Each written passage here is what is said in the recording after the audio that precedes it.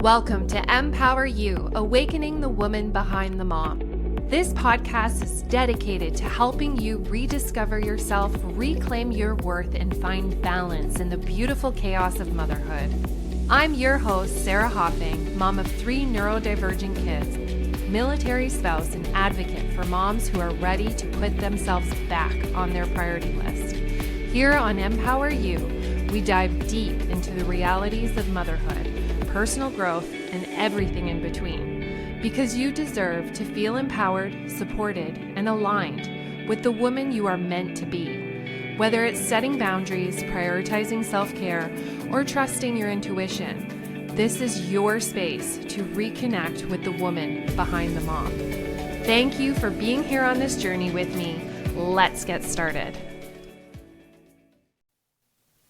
You guys, it has been a while. I am so excited to be back here talking on the Empower You podcast.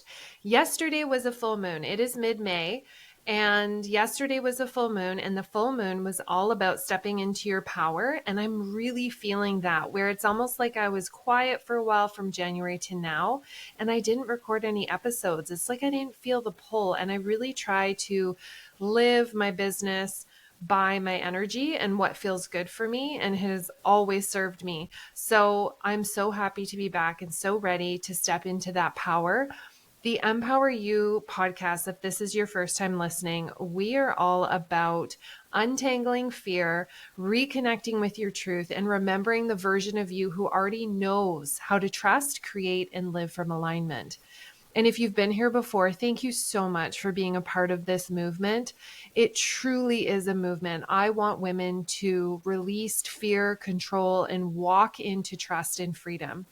And today I want you today I want to talk about something I've been feeling in my body and hearing so many women talk about lately.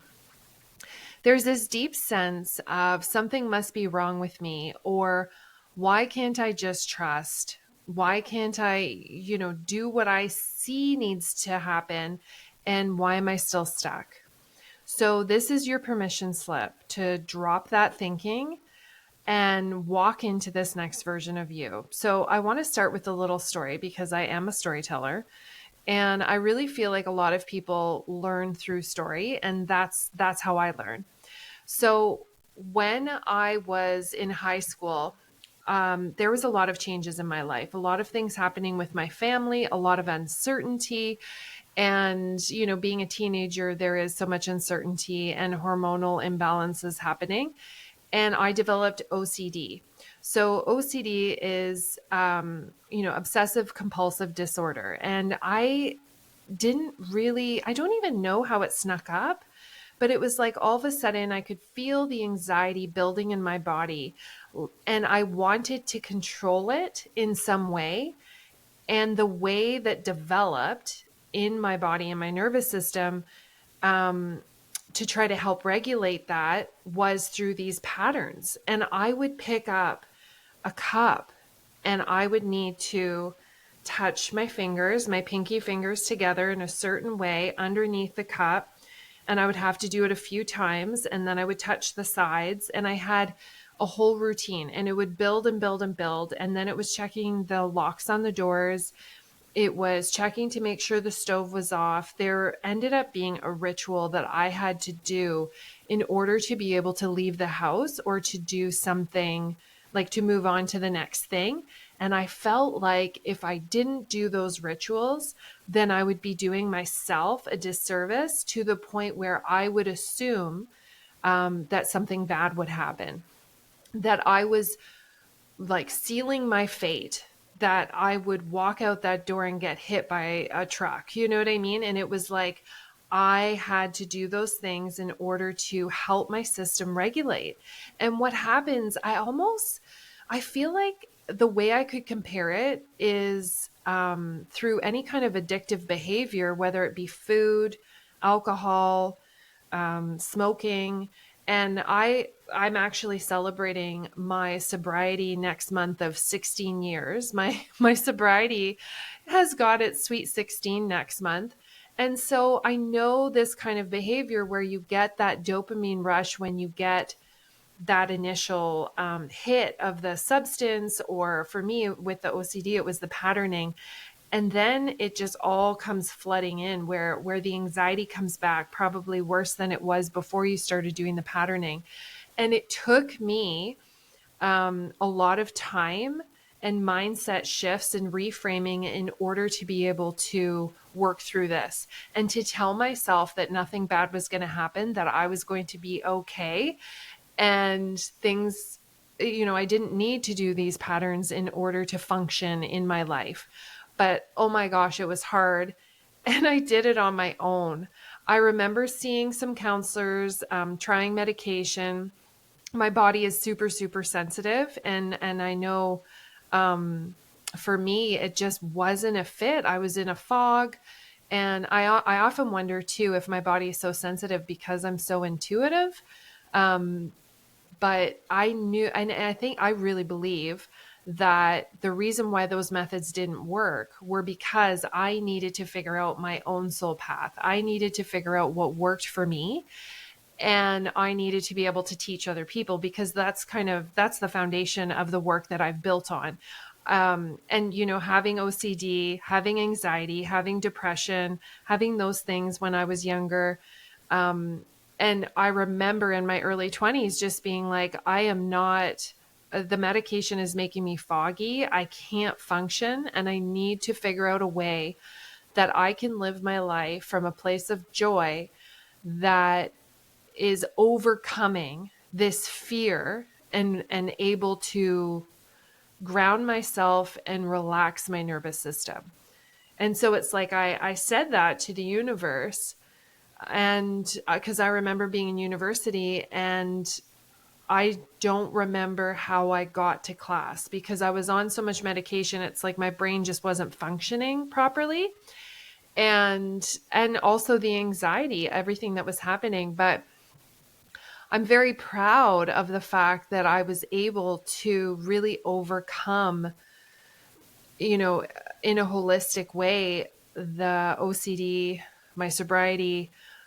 But it really, really was continuously overriding the thought pattern that was happening. So when I would think, okay, I need to do these patterns. I need to release the anxiety that is in my chest. I need to lift that lid and allow the pressure cooker to release the steam. And I would say to myself, it's not going to change anything. You doing those patterns, you repeating something in your head over and over again, because I would say, different things in my mind repeatedly in a pattern while I was looking at the stove. Like, it's interesting with OCD, like it starts with like one thing, and then it just layers and layers and more patterns. And so I had to, every single time that I went and tried to do a pattern and I could feel that urge, I had to tell myself, you don't need that. It's not going to make a difference. It's only temporary. That dopamine hit is only temporary. And so I really had to lean into my intuition. I had to lean into my mindset and my intuition, and I had to become stronger than the fear that was holding me back. Because at the end of the day, OCD, like that anxiety, is fear living in the body. And I'm allowing the fear, I'm feeding that monster. And I love that old story where it's like, which monster are you going to feed? Are you going to feed the fear monster and allow him to become bigger? Or are you going to feed that monster that is overcoming that fear, that monster that wants that life where they're not doing patterns? And so I began to feed that other being, right? And part of that feeding process was trusting in the universe, was building a relationship with my intuition. And so I was trusting those patterns to help regulate my nervous system. And I had to start rewriting and building the core of who I was, and knowing that I trust the divine. And even when I started leaning into my intuition and developing it again, because I've, you've heard in other episodes, I've always been psychic since I can remember, but then it's like I shut it off. and it found me again. It forced me to go down this path again. And what's interesting is that even when I started doing intuitive work, I got a pendulum, and it was like a magic 8 ball. I kept asking it questions over and over and over again. And it's, if you ask a pendulum, the same question over and over, or try to get different answers, like it's just going to stop. The energy of it is desperate. Like I really feel like you bring that desperation into it, and you're not allowing it to come from a heart-centered place. It's more out of fear. So it's like when your intention is from a fear-based space, then it's not going to have the same outcome that you want and need. But when you're having that heart-centered truth telling from that place of your being, then the energy shifts. And I feel that's the same for most things. And I just want you to know that if this story resonates with you, just know that you are not behind. You're not broken. You're just remembering. And I really feel like all of us are on this pathway of remembering. Our souls have come here to remember who we are. We are these beautiful beings who have come into this lifetime to go through things in order to allow ourselves to be in that higher purpose of why we came here. We have all been given purposes. And I love the book. Why can't I think of it right now? It's by Michael Newton, Journey of Souls. And I just love the fact that he says that we all have pods of people. So whoever your immediate family is, your extended, your immediate family is your pod, and then extended family is your outer pod. And you come into this life and you talk to your pod right before coming in, and you say, like, who are we playing? Who are we going to be in this lifetime that we're walking into? What parts are we playing? What are our purpose? What is our purpose? And what are we working on? What are the themes we're working on? And how are we going to help each other to evolve during this lifetime? And that might mean that someone in that pod is a bad guy in this story of this lifetime. And they're pushing you to go on the path that you're meant to go on and release the themes and work through the themes that you need to work on. And for me, I just feel like all of the things that have led me to this space and to having this business that's so soul aligned, and it truly is a movement, that I needed to go through that OCD, the, alcoholism, failed relationships, so many things that have happened that have brought me to here so that I can help other women. And I want you to know that there is a reason. There is a reason for what you're going through. And look at the themes. Look at the themes that are showing up.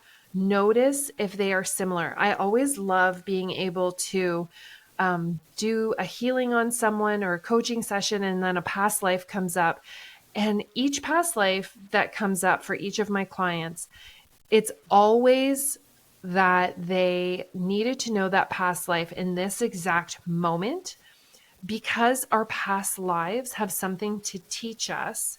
And that past life is teaching us and helping us move in the direction we need to on this life purpose.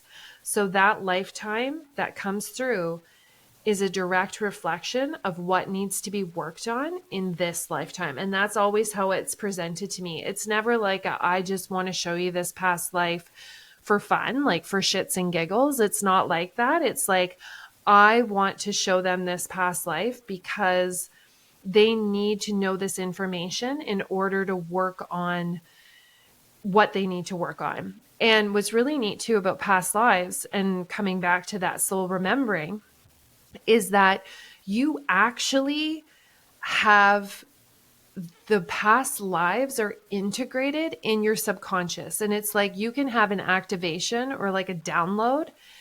And I've seen this, I've had this with myself, I've had this with clients, where it's like that information that you knew, let's say you were an herbalist in a past life, and that information is in your subconscious, and that past life, there's like an integration that can happen where that information like comes into your essence, this soul, like you're remembering. So you're starting to remember the lessons of that past life in a more pronounced way. It's so fascinating. And when one of my mentors, I remember there was a past life that I had where she could see me as a nun. And she said, I think you're a nun or you're some sort of healer, or, and it was in a basement. It was like all this just stone everywhere. And it was this basement of something. And there was just beds and beds and beds lined up. And as she's saying this, I can see it, I can feel it. And I would go over to each person who was in the bed who was needing healing. They were all sick. And I could hear the coughs and I could hear the dripping of the walls. And I would go over and put my hands on them and be able to heal them. And this was right before I got my Reiki masters and started really practicing. And she said, your past self wants to integrate, wants to activate this part of you because you need it now. And so I stood in front of my past self and she put her hand on my heart and then put her hand on my third eye. And there was an activation that happened. And it was like it just opened up this natural ability to heal. And I had heard about Reiki before. I had experienced, I had never actually gotten a Reiki session from somebody. But it's like it was this weird knowing that I knew I needed to explore it, but I never did until just after that activation. And then it was like I had this, and nowhere in the session was there ever a time where she said, you need to do Reiki. I do remember taking an energy healing course with her, and my hand, when I was doing a reading, we were doing intuitive readings. And so we were practicing, and I said, I don't know why, but my hand wants to come up. And as I was reading the person, I started moving my hand and doing these things with my hand. And I showed her, and she said, it's because you're already healing. You know how to heal, and it's already coming through you.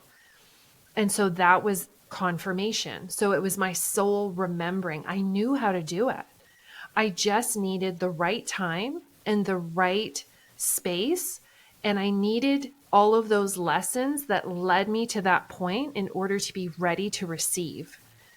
Because it wouldn't have worked in my 20s. I would have been a fucking mess. Like, my 20s were brutal. I can't imagine healing people in my 20s. I had to go through what I needed to go through in order to become the healer and the person that I am today. And I'm sure that resonates for you guys too.